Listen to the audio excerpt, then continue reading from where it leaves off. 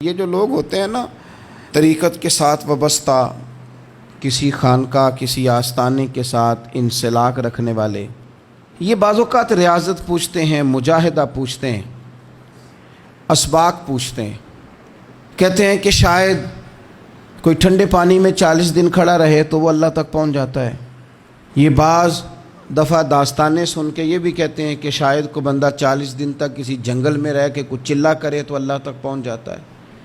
مجاہدہ کا معنی بعض لوگ یہ بھی رکھ لیتے ہیں کہ شاید کوئی آدمی سارے حقوق چھوڑ دے معاذ اللہ، اور وہ جا کے دنیا داری بالکل ختم کر کے کہیں بیٹھ جائے تو وہ اب مجاہدہ کر گیا ہے، اللہ تک پہنچ جاتا ہے۔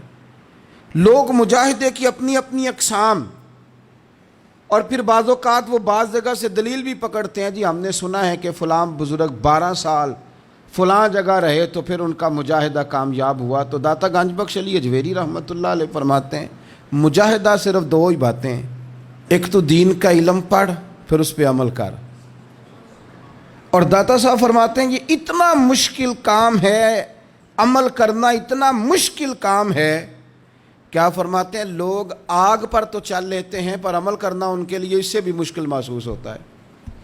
کشف المعجوب میں لکھتے ہیں آگ پہ چلنا آسان ہے لیکن جو جانتے ہیں اس پر عمل کرنا ان کے لیے مشکل۔ عمل آپ کریں یہی مجاہدہ ہے، یہی جہاد ہے، یہی سب سے بڑا وہ رستہ ہے کہ جو رب کریم کی بارگاہ تک بندے کو لے جائے۔ بس وہ عمل کریں، عمل ہی حسن ہے۔ قیامت کے دن سوال کیا جائے گا باقاعدہ کہ یہ بتاؤ نا کہ تم نے اپنے علم پر عمل کتنا کیا تھا۔ نبی کریم علیہ السلام کی حدیث میں موجود ہے، اور داتا صاحب نے یہاں قول لکھا ہے حضرت باجزید بستامی رحمۃ اللہ تعالیٰ علیہ کا۔ حضرت باجزید بستامی فرماتے ہیں میں نے 30 سال مجاہدہ کیا ہے، میں نے روزے بھی رکھے ہیں، ساری رات عبادت بھی کی ہے، اپنے نفس کو بھوکا بھی رکھا ہے، جنگلوں میں بھی رہا ہوں۔ فرماتے ہیں مجاہدوں کی جتنی اقسام تھی میں نے ساری آزمائی ہیں۔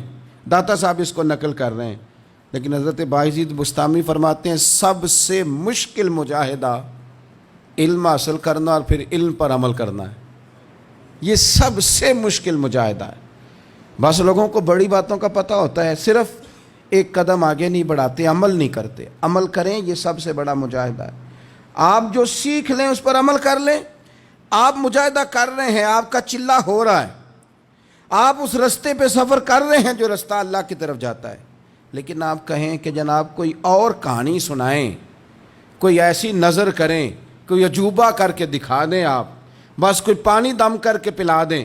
بھئی دم بھی یہی ہے، تعویذ بھی یہی ہے، مجاہدہ بھی یہی ہے کہ جو سیکھا ہے اس پر عمل کرو تو سارے راستے آسان ہو جائیں گے۔